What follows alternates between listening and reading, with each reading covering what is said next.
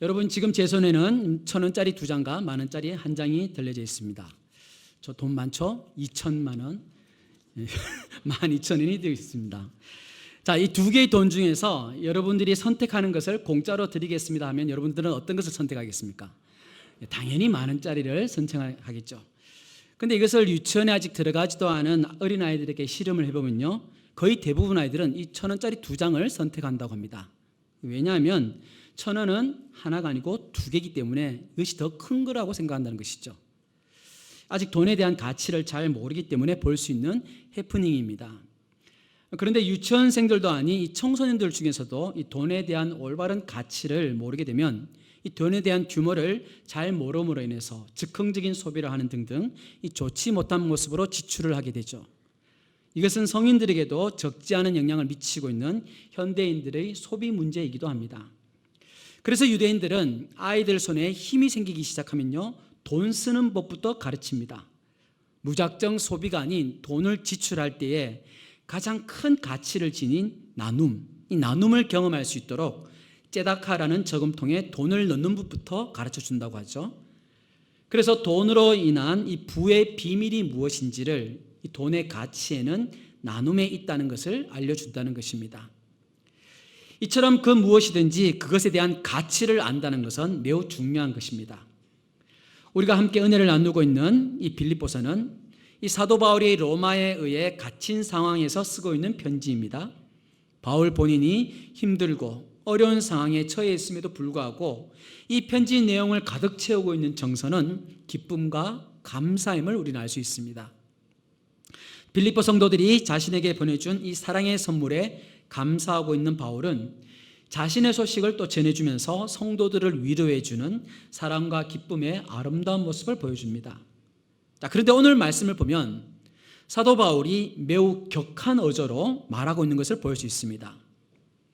어떠한 환경과 상황에 놓여져 있더라도 하나님으로 인한 그 샬롬의 기쁨의 인생을 누리고 있는 바울이 이처럼 급격한 어조의 변화를 보여주고 있는 것은 이단들이 빌립보 교회 안으로 들어와서는 이 복음의 참된 가치를 훼손시키고 있다는 것이죠. 그래서 먼저 바울은 논리적인 변론보다도 자신의 그 변화된 인생을 간증해 주면서 본인이 왜 예수 그리스도를 믿게 되었는지를 설명해 주고 있습니다. 함께 우리 1절을 보면요, 주 안에서 기뻐하라 라고 말씀합니다. 자, 이 말은 여러분 아무런 생각 없이 이유 없이 기뻐하라 그것이 아니라 예수님을 기쁨의 원천으로 삼으라 라는 의미를 갖고 있습니다. 즉 바울이 빌립보 성도들에게 권면하고 있는 기쁨은 그들의 상황과 환경에 따라 좌우되는 행복이 아니라 또 물질이 있고 없고에 따라 정해지는 행복이 아니라 지극히 높으신 살아계신 하나님에 대한 그 신뢰의 바탕을 두고 있다는 것이죠. 즉 바울이 전해주는 이 기쁨과 행복은 삶의 힘들고 고통스러운 순간에도 경험할 수 있는 주 안에서 누리는 깊은 만족을 의미하는 것이었습니다. 자, 이와 같이 주 안에서 기뻐하라라는 권면은 예수님을 기쁨의 근원으로 삼으라는 것이었습니다. 자, 그러나 이 할례를 주장하는 유대주의자들은 기쁨의 근원과 실천을 예수님 밖에서 찾으려고 했다는 것이죠. 사랑하는 여러분, 요즘 나에게 기쁨을 안겨다 주는 것은 무엇입니까? 무엇이, 어떠한 것들이 나에게 기쁨과 만족을 주고 있는지요? 기쁨과 만족을 안겨다 주는 그것이 혹시 예수님 밖에 있는 자랑이나 세상적 기준들은 아닌지를 우리는 돌아봐야 할 것입니다. 그리고 그와 함께 예수님 밖이 아닌 예수님 안에서 우리는 기뻐할 것들을 찾아가야 된다는 것입니다. 그러면서 바울은 2절에서 할례를 주장하는 유대주의자들을 주의하라라고 명령하고 있죠. 자, 교회 안으로 들어온 이단들을 경계하고 주 안에서 하나가 되도록 권면하고 있습니다. 당시 빌립보 교회 내에는 유대 율법주의자들이 침투하여서는 빌립보 성도들이 지니고 있던 이 복음 신앙을 상당히 위협하고 있었습니다. 또한 극단적 이 자유를 주장하며 육체의 쾌락을 일삼는 이 반도덕주의자들, 또는 자유주의자들의 영향 또한 무시할 수 없을 만큼 빌립보 성도들에게 파고 들어오고 있었던 것이죠. 특히 오늘 본문에서는 율법주의자들을 향한 경계를 주지시키고 있는 것을 우리는 볼 수 있는데요. 간단히 정리하자면 이들 이단들은 빌립보 교회 안으로 침투해서는 말을 하기를 예수님의 십자가와 부활만으로는 구원받을 수 있는 것이 완벽한 정답이 아니라는 것이죠. 즉 예수 그리스도께서 보여주신 십자가의 보혈과 부활만으로는 우리들이 구원받기에는 뭔가 부족하다라는 것입니다. 그러면서 그들이 주장하는 것은 무엇이냐면 십자가와 부활 위에 율법을 행해야 하며, 그리고 가장 중요한 것은 바로 할례를 받아야 된다는 것이죠. 구약시대의 할례는 신약시대의 세례의 모형이라고 볼 수 있습니다. 우리들이 이것에 대한 깊은 정신을 이해하지 못하면 율법주의자가 되고 문자적으로 빠질 오류가 생길 수 있습니다. 여러분, 할례는 창세기 17장을 보시면요, 그것에서 잘 알려주시죠. 하나님의 명령으로 이스라엘에게 행해진 것으로 하나님과 이스라엘 사이의 언약적인 표징으로서 이스라엘이 하나님께 선택되어 언약을 맺은 백성으로서 하나님께 순종하고 하나님께 헌신하겠다는 약속의 상징이었습니다. 즉 단순히 남성의 생식기 표피를 잘라내는 그 행위가 아니라 하나님께서 아브라함에게 사라를 통해 후손을 주겠다고 언약을 세우셨다는 것이죠. 단순히 아브라함의 표피를 자르는 것이 아니라 너의 힘으로 후손을 얻고 너의 힘으로 이 땅을 살아가는 것이 아니라 너희들이 하나님의 백성임을 기억하며 하나님과 언약 공동체로서 나의 힘, 나의 능력이 아닌 오직 하나님만 의지하며 하나님의 은혜로만 살겠습니다라고 고백하는 언약적 행위라는 것입니다. 신약에 와서 세례도 마찬가지지 않습니까? 내가 하나님만을 믿습니다. 내가 하나님만을 사랑합니다. 하나님만이 내 인생의 주인이고 구원자임을 믿습니다라며 외적으로 표현하며 선포하는 것이 바로 신약의 세례인 것이죠. 그리고 하나님께서는 레위기 12장의 모세를 통해서 할례에 대한 명령을 다시 하십니다. 광야 생활에서 행하지 못했던 그 할례는 가나안 땅에 들어가자 여호수아를 통해 다시 시행하게 됨을 여호수아 5장을 통해서 보여주시죠. 그리고 신명기 10장 16절을 보시면요, 그러므로 너희는 마음의 할례를 행하고 다시는 목을 곧게 하지 말라라고 말씀하시면서 모세는 모든 죄에서 떠나 하나님의 뜻에 합당하게 살으라라는 그 의미로 마음의 할례를 행하라고 하였습니다. 그리고 신명기 30장에 보면요, 하나님께서 이스라엘 백성에게 마음의 할례를 행하셔서 마음과 성품을 다하여 하나님을 사랑하게 하시며 그들에게 생명을 베풀어 주실 것이라고 예언하셨습니다. 예레미야 4장을 보면요, 예레미야도 이스라엘을 향해서 마음의 가죽을 베고 하나님께 속하라 라며 그러면서 참된 회개를 촉구하였고요, 에스겔 44장에도 보면 마음의 할례라고 강조를 하고 있습니다. 그런데 이 빌립보 교회에 침투한 이단들은 육신에 행한 그 할례를 자랑하였다는 것이죠. 하나님께서 이 세상을 사랑하셔서 독생자 예수 그리스도를 보내주셨고 그 예수님께서는 우리들을 위해 십자가에서 죽으셨습니다. 그 엄청난 사랑과 은혜를 받았음에도 불구하고 이단들은 하나님께 집중하지 않았으며 하나님의 은혜를 사모하지 않았다는 것입니다. 하나님의 십자가를 발로 짓밟듯이 그분만으로는 구원의 충족성이 없다라며 폄하하면서 이들은 말하기를 구원을 받으려면 반드시 할례를 행해야 된다는 것이죠.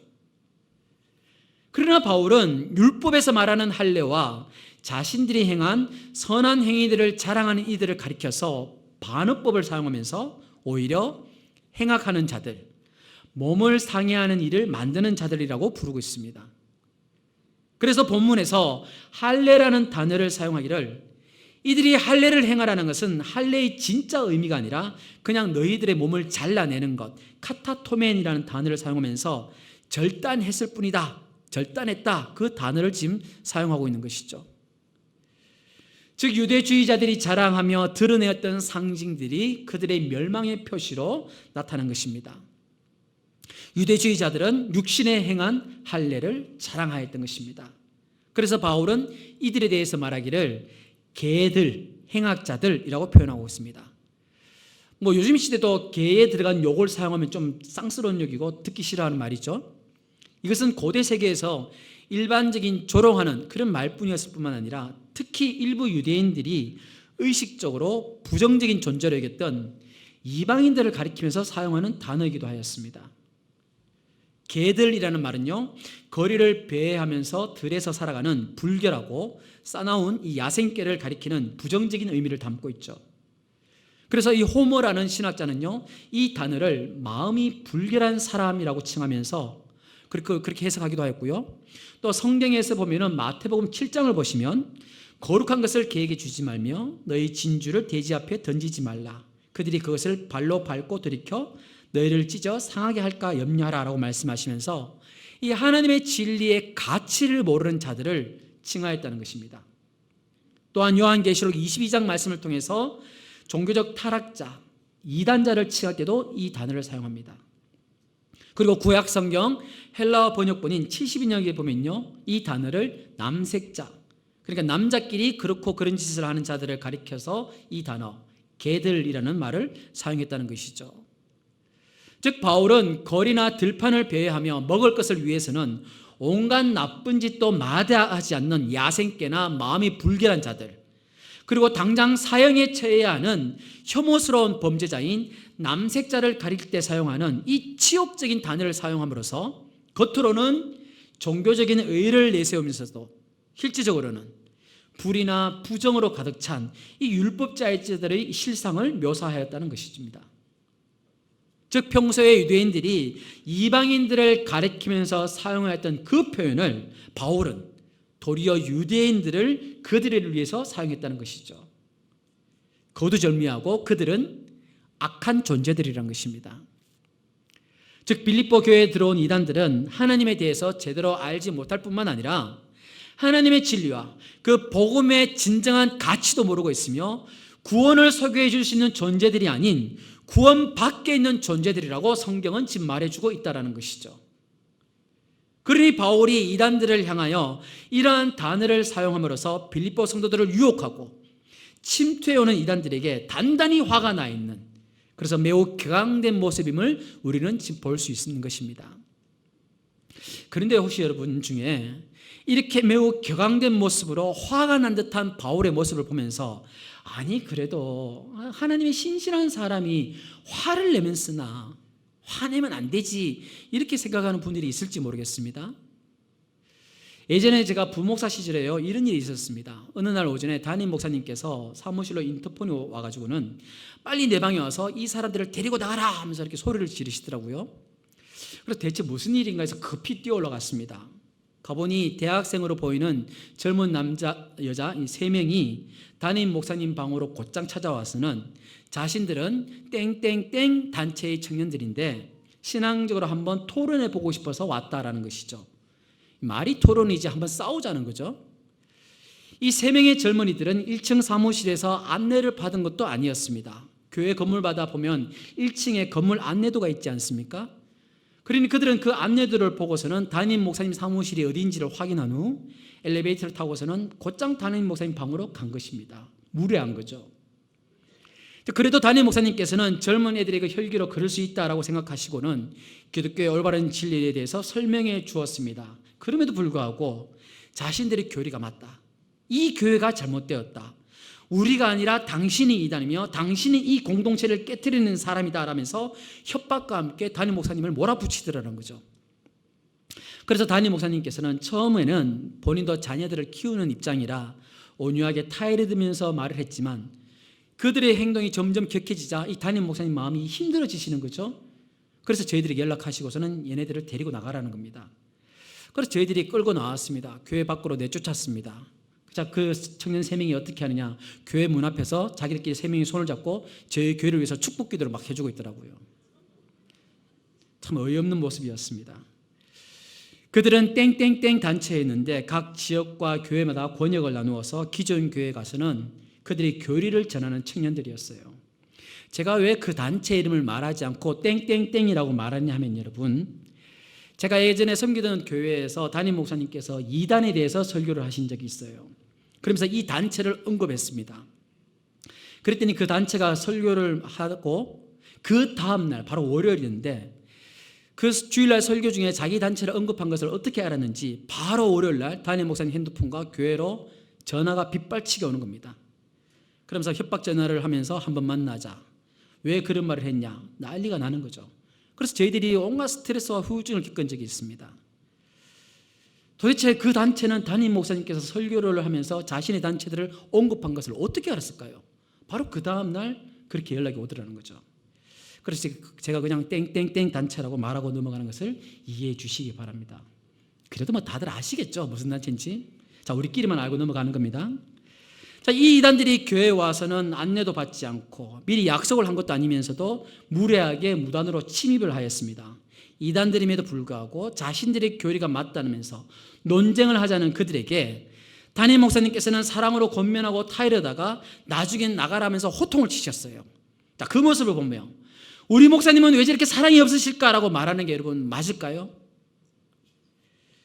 우리 집에 어느 남자가 칼을 들고 와서는 우리 자녀를 납치해가는 상황이라고 여러분 가정을 해봅시다. 자, 그때 어떻게 해야 됩니까? 그 남자가 칼을 들고 있든지 안 있든지 뭐 상관없이 우리 자녀를 납치해가고 있으면은 몸싸움을 하든지 어떻게 해서라도 내 자녀를 되찾아와야 되지 않습니까? 아이고, 내가 싸우기에는 청년이 아니라 이제 늙었어요. 근데 내 자식 데려가십시오. 그동안 뭐 속도 썩게 되는데 이참에 한번 데려가서 잘 키워주십시오. 이렇게 말을 해야 됩니까? 오른밤을 맞았으니 왼밤도 돼야지요. 뭐 이렇게 말을 해야 됩니까? 도둑이야, 강도야, 도와주세요, 살려주세요. 이렇게 소리를 지르면서 여러분, 금쪽 같은 내 자식인데 목숨을 걸어서라도 싸워야 되는 게 맞지 않습니까?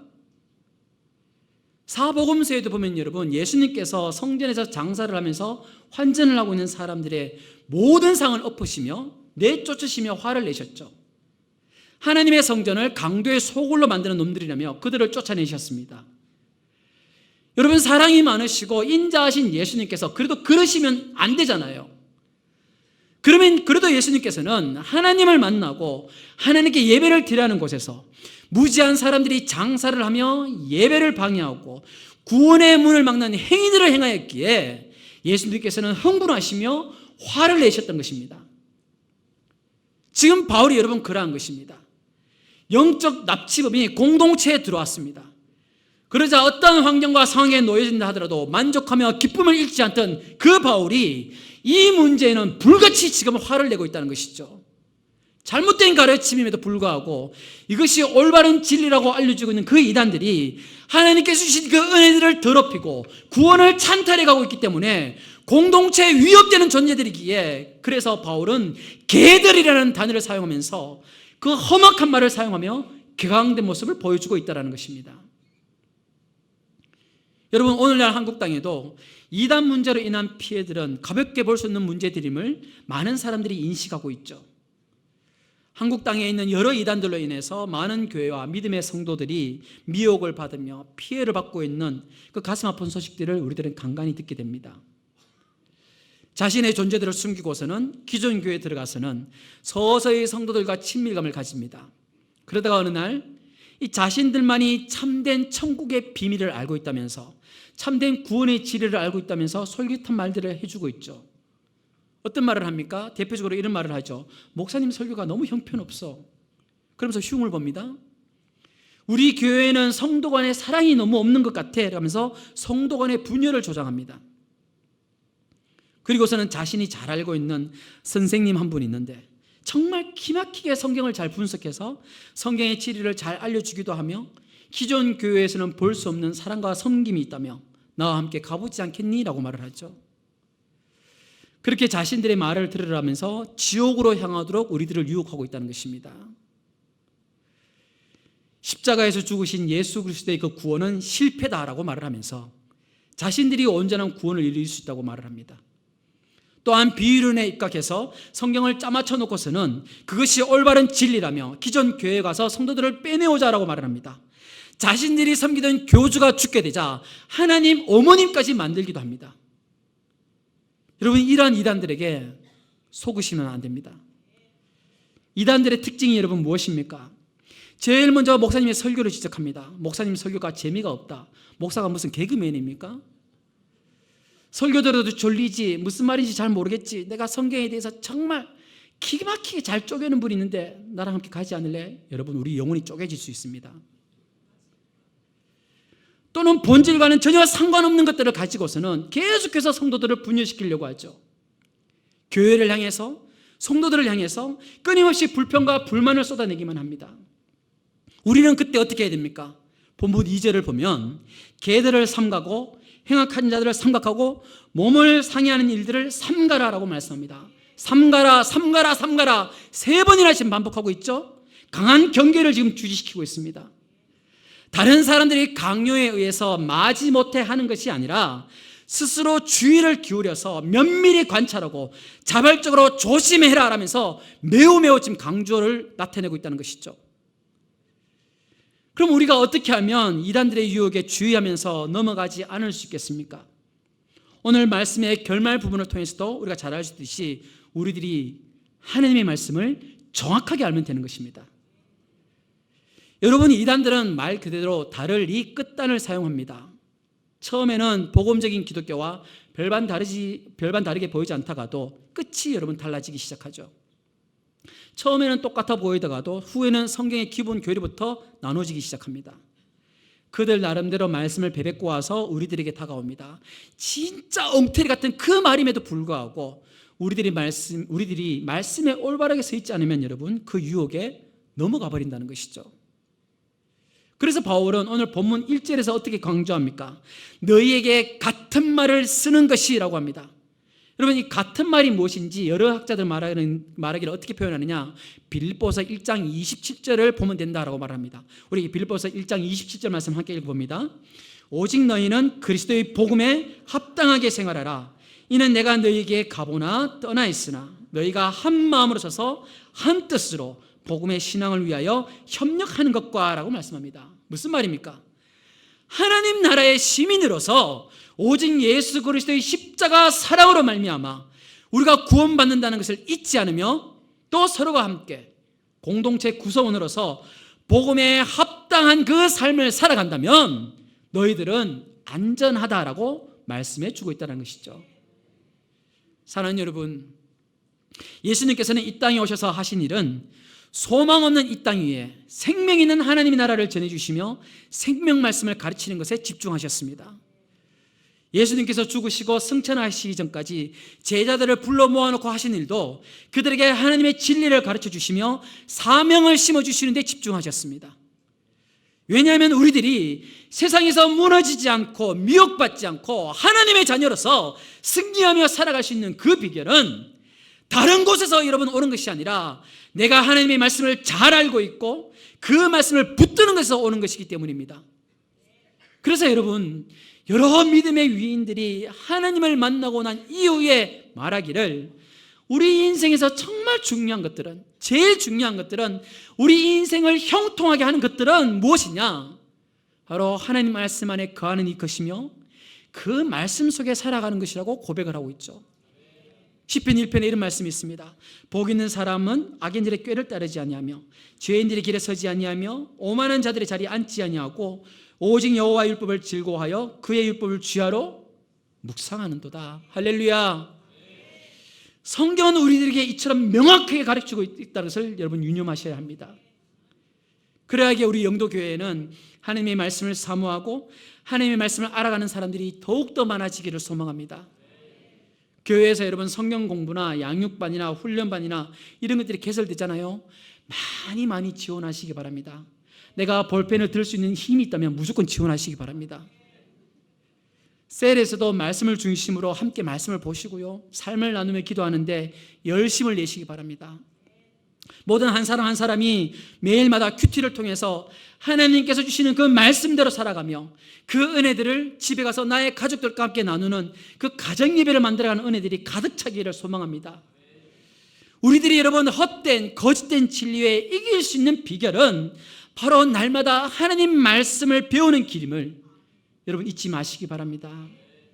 그러므로 인해 복음의 진리를 알고 하나님의 그 인격적으로 만난 우리 그리스도의 삶에는 이제는 어떠한 고백이 나오느냐? 3절 말씀을 보면 그리스도 예수를 자랑한다는 것이죠. 육체를 자랑하는 것이 아닙니다.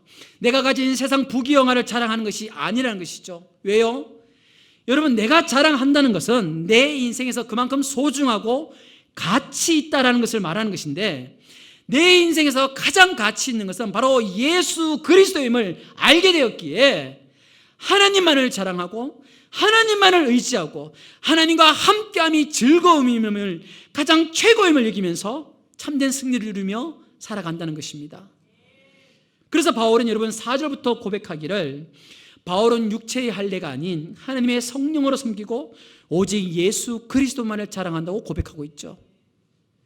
이것은 여러분 참으로 진정으로 정결하고 거룩한 백성은 육신적인 할례를 받은 자들이 아니라 그리스도 안에서 의롭게 된 자들임을 알려주고 있는 것입니다. 즉 여러분, 진정한 할례라는 것은 육신의 할례를 통해 아브라함의 후손이 되어야 아브라함의 후손으로 오신 예수님의 구속의 은총을 누릴 수 있는 것이 아니라 육체를 신뢰하는 것이 아닌 그리스도 예수를 자랑하는 것이 참된 할례라는 것입니다. 그렇다고 해서 여러분 바울이 자랑할 게 없었던 게 아니죠.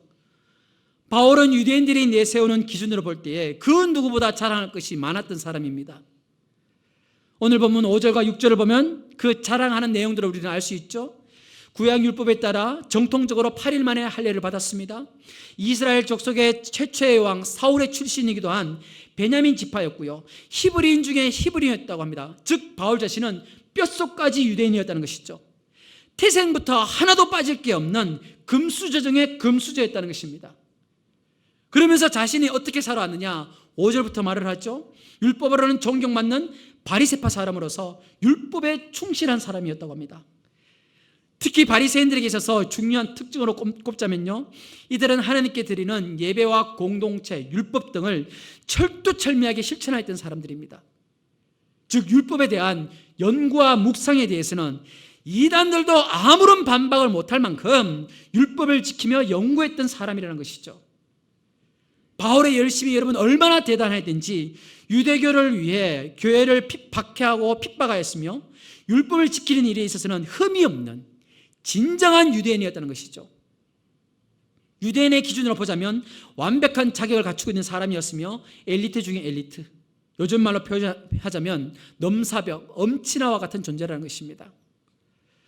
어떤 학자는 이 바울의 열심을 민수기 25장에 등장하는 비느하스의 열심과 같은 심정이라고 표현해 줍니다. 여러분, 비느하스의 열심이 무엇입니까? 바로 이런 내용이죠. 이스라엘 백성들이 이방인 모함 여자들과 난잡한 성관계를 가지기 시작합니다. 자, 그래서 이 지도자들이 모여서 이스라엘 백성들이 죄로 더럽혀지고 있으며 하나님의 이름에 먹칠을 하고 있으니 우리가 죄악을 고백하고 뉘우치자고 하고 있는데, 그 와중에 또 이스라엘 자손 한 명이 미단 여인을 데리고 와서 또 음행을 하고 있는 것이죠. 그러자 제사장 아론의 손자 엘르아살의 아들 비느하스가 창을 들고 그 남녀가 들어가는 막사에 따라 들어가서 음행을 하는 그 남녀를 칼로 찔러 죽여버립니다. 그러므로 인해서 하나님께서 백성들에게 진노하신 것을 돌이키게 되죠. 사도 바울이 여러분 집에 그랬다는 것입니다.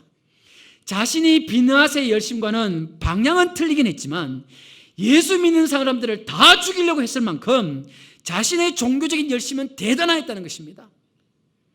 즉 바울은 예수 그리스도를 만나기 전에는 유대인들의 기준으로 비추어 볼 때는 유대주의자가 될 수 있는 충분한 조건을 갖추고 있었으며 어느 누구와 비교해도 흠이 없을 만큼, 그 누구에게도 뒤지지 않을 만큼 자랑할 만한 것들로 가득 차 있었다는 사람이 바울이었던 것이죠.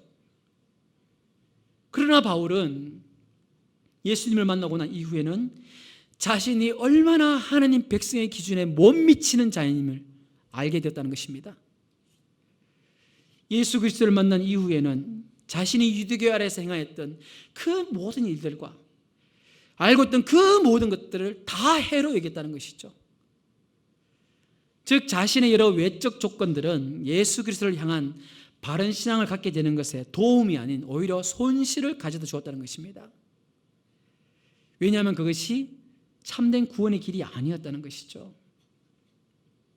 그래서 나를 자랑하게 만들었던 그 외적인 모든 것들이 아닌 8절과 9절에서 말씀하기를 그리스도를 얻고 그리스도 안에서 발견되기 위해서였다고 고백하고 있습니다.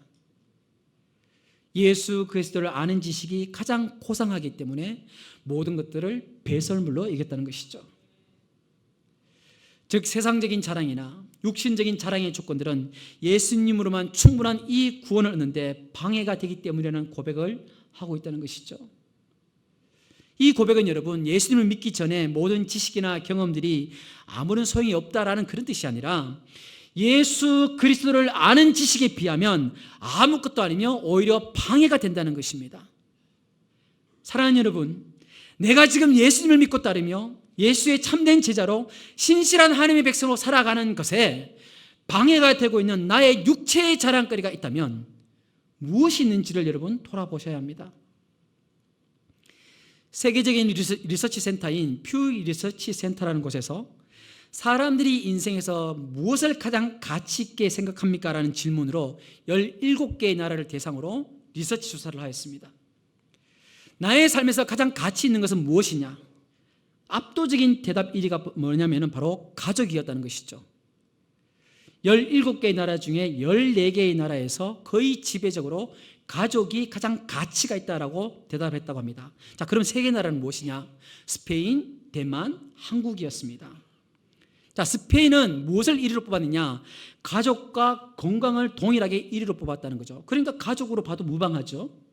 자, 대만은 1위를 사회로 뽑았다고 합니다. 소사이어티, 사회를 뽑았다는 거죠. 왜냐하면 대만은 늘 중국의 위협으로부터 불안한 환경으로 인해서 민주주의와 법치와 인권 등 이 자유로움에 대한 갈망이 있다 보니 안정적인 사회와 제도와 자유로 살아가는 것이 참 중요하다는 것이죠. 그러니까 특수 케이스입니다. 자, 그럼 대한민국은 가장 가치 있는 것을 다른 나라들처럼 가족이 아닌 무엇을 1위로 뽑았을까요? 건강? 아니면 북한과 대치하고 있으니까 뭐 안정적인 사회와 민주주의였을까요? 여러분들이 예상하고 있듯이 돈이었다고 합니다. 돈을 가장 가치 있게 여겼다는 것이죠. 리서치를 한 17개 나라 중에서 유일하게 돈을 뽑은 나라 대한민국. 유교권인 나라임에도 불구하고 명절마다 그렇게 안간힘을 쓰면서 가족 모임을 가짐에도 불구하고 가족과 자녀들에 대한 가치는 제일 하위권으로 뽑은 나라가 대한민국. 모든 게 돈이라는 우상에 매여 가족을 비롯하여 친구, 건강 등 이 가치를 잃어버린 채 헛된 우상과 초등 학문에 매여 살아가고 있는 것이 오늘날의 대한민국의 모습이라는 것입니다. 자, 우리는 12월에 들어서면서 다른 날보다 더 많은 성탄의 기쁨을 누리는 시간들로 보내고 있습니다. 그런데 세속의 문화가 이 성탄에까지 영향을 미치서인지 이 세상에서의 성탄은 돈과 욕망의 문화에 거짓된 진리에 묻혀버리고 있습니다. 그래서 요즘은 여러분 12월 25일을 성탄절이라고 부르지 않는다고 하죠. 성탄절, 예수님의 탄생을 기념하는 기쁨의 날임에도 불구하고 사람들의 마음에는 예수님이 아닌 산타클로스, 크리스마스 트리, 징글벨은 남아있어도 예수님은 지워지고 있습니다. 공공기관과 기업에서는 종교적인 색채를 드러내지 말라는 그 목소리로 인해서 메리 크리스마스, 성탄절 이런 말이 아니라 공휴일, 홀리데이, 해피 홀리데이라고 부른다고 하죠. 성탄절에 대한 참되고 진정한 가치를 몰라서 이러한 모습을 가지고 있는 것입니다. 사랑하는 여러분, 30세도 되지 못한 젊은 나이에 아마존 유역에서 순교를 한 짐 엘리엇 선교사는 이런 말을 하였습니다. 영원한 것을 얻기 위해 영원하지 않은 것을 버리는 사람은 바보가 아닙니다. 우리 그리스도인의 가치 판단 기준은 여러분 세상 것과 정반대임을 기억하시길 바랍니다. 오늘 나는 무엇에 가치를 두면서 살아가고 있습니까? 나에게 있어서 가장 가치 있는 것은 무엇입니까? 바울은 율법이나 다른 행위들이 아닌 오직 예수 그리스도를 믿음으로만 구원과 생명을 누릴 수 있기에 믿음의 여정에 피를 찾는 모든 것들을 가리켜서 배설물로 비유하였습니다. 그리고 그는 사람들의 시선이나 판단 기준에 마음을 빼앗기지 않았습니다. 우리 영도교회 성도님들은 세상에서 내가 가지고 있는 것, 나의 외적인 것들을 자랑하는 것에 현혹되지 말기를 소망합니다. 여기 앉아 계시는 분들 대부분 남성분들과 여러분 얘기해 보면요, 다들 소실적에 동네에서 한가닥을 하셨다고 합니다. 또 여자분들과 얘기해 보면요, 동네 총각들이 서로 싸움이 일어날 정도로 자신의 미모가 대대했다고 말을 합니다. 그런데 여러분 어떻습니까? 세월이 참 순식간에 지나가죠. 시간이 지난 후 거울 앞에서 보니 예전에 한가닥 하던 내 주목과 미모는 다 어디가 있습니까? 우리가 자랑하는 것들, 우리가 지니고 있는 것들은 여러분 정말 한순간임을 기억하시길 바랍니다. 저도 짧은 세월이지만 여러분 살아보니까요, 영원한 것은 없어요. 잠시 몇 년, 몇 달, 몇 시간 기쁠 뿐입니다. 즉 내가 가진 것, 내가 자랑할 만한 것들이 무언가를 이루는 게 아니라 전능하신 하나님 안에서 하나님만을 추구할 때 우리들의 인생에는 진정한 형통함이 가득함을 여러분 믿으시기 바랍니다. 좀 더 넓고 좀 더 좋은 집에 살고 좋은 차를 타고 다니는 게 우리 인생의 목적이며 비전이신가요? 옆집 남편이 내 남편의 연봉보다 더 많아야만 내 인생이 행복한 인생이고, 내 자녀가 스카이 대학교에 입학해야만, 그리고 세상에서 소위 잘 나가는 배우자와 결혼해야만 내 인생이 성공한 인생이 되는 것일까요? 여러분, 우리들에게 예수 그리스도가 없었더라면 우리는 어떻게 살아왔을까요? 예수님이 아니었다면 오늘날 우리들은 어떠한 날들을 살아왔을까요? 예수님을 모르는 세상 사람들은요, 아무리 선한 행위를 하고 성인 군자처럼 살아가는 사람이라 할지라도 여러분, 인간은요 소위 말해서 자기 잘난 맛에 살아가지 않습니까? 결국은 자신의 의를 위해서, 자신의 만족을 위해서 살아간다는 것이죠. 나보다 가난하고 못 배운 사람이 있으면 무시하고, 나보다 좀 배웠고 돈 있는 사람에게는 굽신거리고. 그런데 예수님을 통해서 하나님의 구원을 깨닫게 되니 내가 얼마나 부족하고 내가 얼마나 연약한 존재인지를 알게 되며, 돈이 많고 권세가 높고 외모가 잘났느냐가 우리의 인생의 기준이 되는 것이 아니라 내가 살아가는 것에 진정으로 가치 있고 보배로운 것이 무엇인지를 알게 되었다며 오늘 말씀에서는 우리들에게 들려주고 있다는 것입니다. 그러기에 여러분, 우리들은 예수님을 정확하게 배우고 알아가야 합니다. 예수님을 대충 알기 때문에 우리들은 대충 인생을 살아가는 것이에요. 배설물을 자기 옆에 가까이 두는 사람은 없습니다. 아무 가치 없는 것으로 여깁니다. 즉 우리들이 가진 지식과 경험들, 세상의 부와 명예와 권력들, 단순한 종교적 열심 등을 배설물로 우리가 여기지 않는 것은 예수님을 아는 지식이 가장 고상하다고, 가장 탁월한 가치가 있다고 생각하지 않기 때문일 것입니다.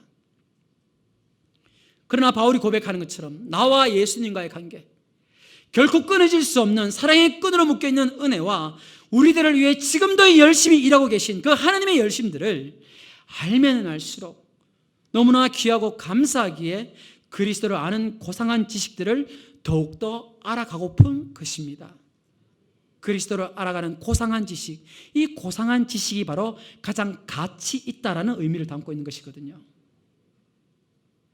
그렇게 예수님의 삶, 예수님의 성품, 예수님의 마음을 여러분 정확하게 알게 되면요, 예수님께서 보여주신 참된 가치로운 것을 위해서 우리는 살아가게 되고, 그것이 바로 나를 사랑하신 그분의 존귀함에 맞추어 예수님을 닮아가는 삶이 되는 것이죠. 우리가 이단들, 헛된 것들을 가르치는 자들에게 무너지지 않기 위해서 말씀으로 무장하셔야 합니다. 공예배, 셀예배, 가정예배를 즐거워함으로 참석하셔야 합니다. 주님과 함께하는 것보다 이 세상에 더 가치 있는 것은 없습니다. 사랑하는 여러분, 세상의 그 어떤 쾌락과 유익, 명예와 부를 우리들에게 안겨준다 할지라도 우리가 그것들을 기꺼이 그리고 과감히 포기할 수 있는 이유가 바로 예수 그리스도를 얻기 위해서이며, 나는 예수 그리스도 안에 살겠노라며 고백하며 결단하는 그 믿음을 여러분 잃지 마시기 바랍니다. 우리 영도교회 가족들의 삶에는 세상의 헛된 가치관이나 이단의 속삭임들이 아닌 예수 그리스도를 믿는 믿음 안에서 주와 함께 동행하는 삶을 살아가는 것이 내 인생의 진정한 가치요 보배로운 것임을 노래하게 되리라 믿습니다.